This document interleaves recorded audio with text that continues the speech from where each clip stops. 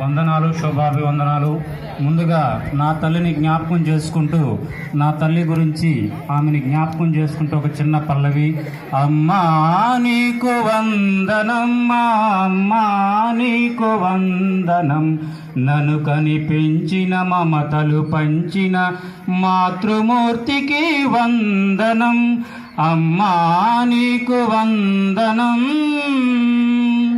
ముద్దు గోరు ముద్దలతోటి నా చిట్టి బొజ్జను నింపి సందమామ రాబేయంటూ జోల పాడినావె తల్లి.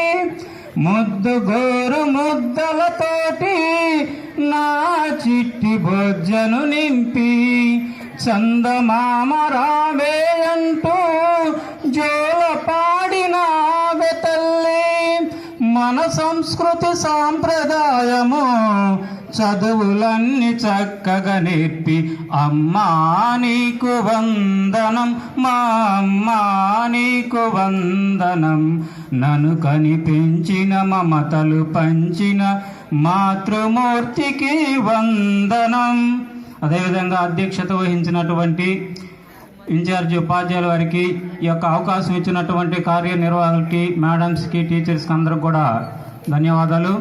ముఖ్యంగా ఈ యొక్క అమ్మా వందనం కార్యక్రమాన్ని ఎందుకు నిర్వహిస్తున్నారంటే చెప్పారు ముందుగానే, మన దేశంలో నైతిక విలువలు పడిపోతున్నాయి. ఆ నైతిక విలువలను కాపాడటం కోసం గవర్నమెంట్ ఒక మంచి కార్యక్రమాన్ని ఉద్దేశించి పెట్టింది. చాలా సంతోషదాయకం. అయితే మీకు ఒక చిన్న కథ చెప్పి తర్వాత ముందుకెళ్తాను.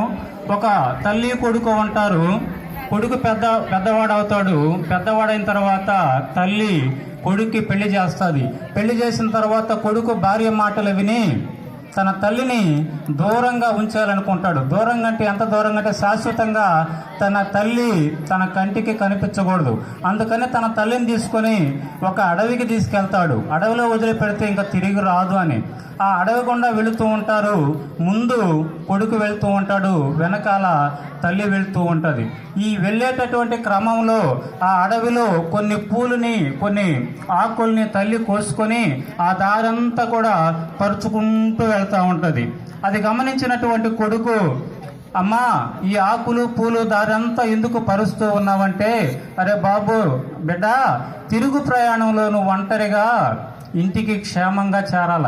నన్ను ఎలాగో నువ్వు తీసుకెళ్ళవు, ఈ అడవిలో వదిలిపెట్టేస్తావు.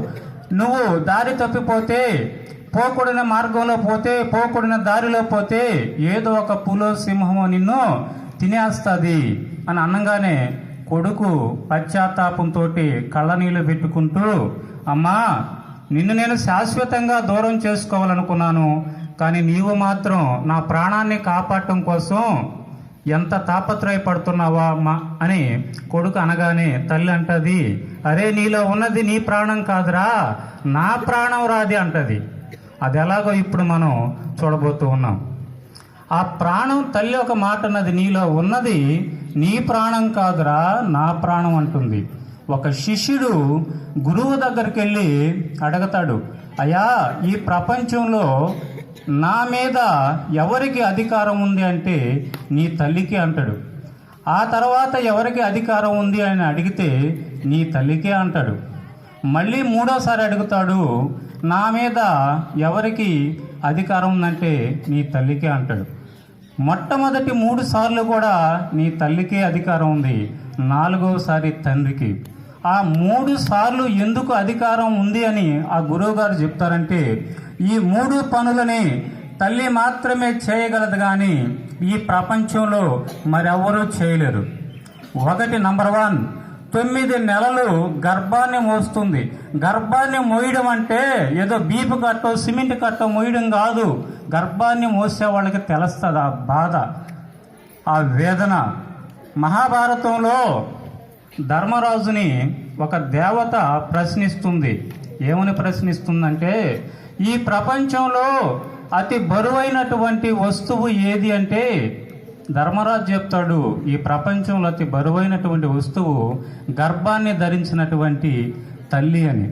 అంటే గర్భాన్ని మోయడం అంటే ఆషామాషి కాదు. రెండవది, నువ్వు భూమి మీదకి వచ్చిన తర్వాత 2 సంవత్సరాలు తన రక్తాన్ని ఆహారంగా ఇస్తుంది. ఇంతకుముందే మీకు చెప్పున్నా నేను, తను ఇచ్చేది పాలన కాదు, రక్తాన్ని ఇస్తుంది అక్కడ.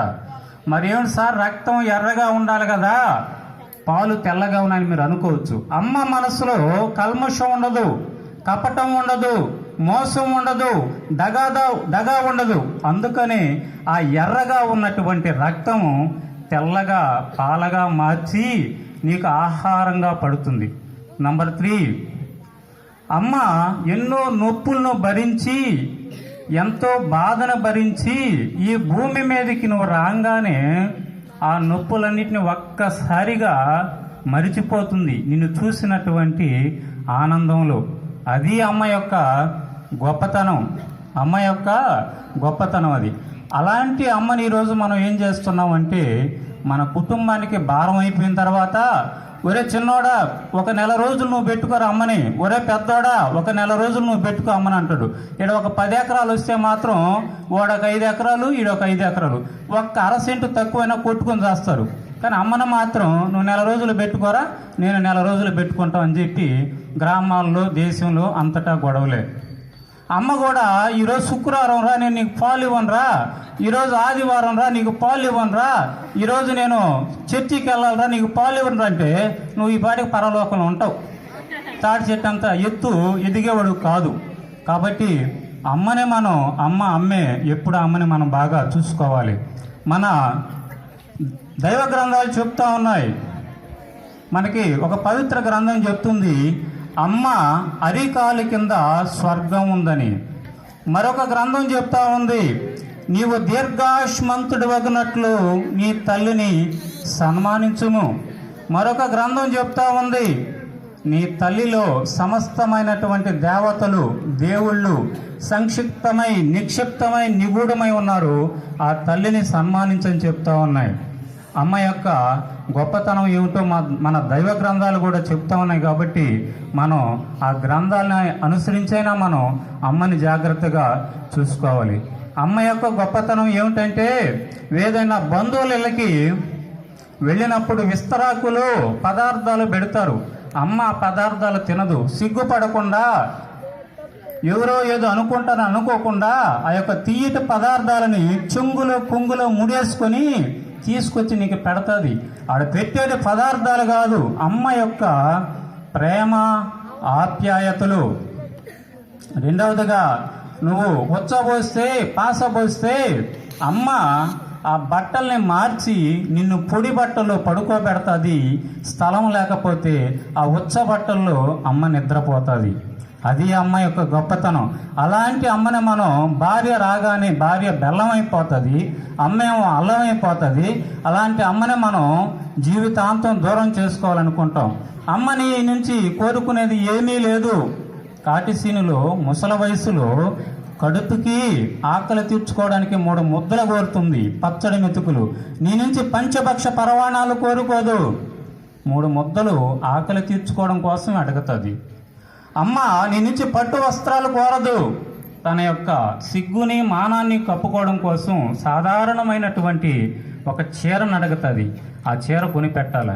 అమ్మ నీ నుంచి కార్లు, బంగ్లాలు, ఆస్తిపాస్తులు కోరుకోదు, ప్రేమ ఆప్యాయతలు కోరుకుంటుంది. ఆ ప్రేమ ఆప్యాయతలు ఏమిటంటే, నువ్వు అమెరికాలో ఉన్నా, పాకిస్తాన్లో ఉన్నా, బంగ్లాదేశ్లో ఉన్నా, అమ్మా అన్నం తిన్నావా అని ఒక ఫోన్ చేసి మాట్లాడితే ఆమె యొక్క హృదయం కరిగిపోతుంది.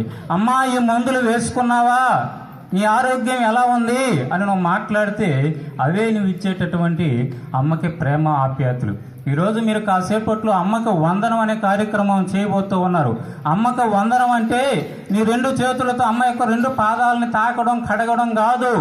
అమ్మ ఈ భూమి మీద జీవించినంత కాలం అమ్మ కళ్ళల్లో కన్నీరు రాకూడదు, అమ్మ యొక్క మనసుని బాధ పెట్టకూడదు.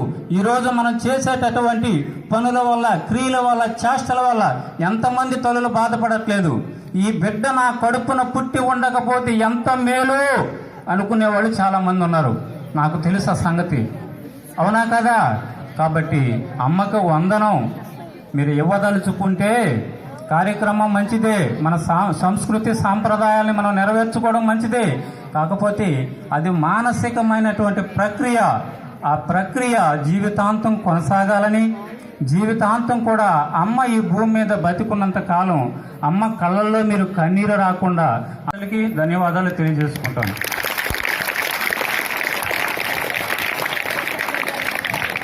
Thank you sir. మీ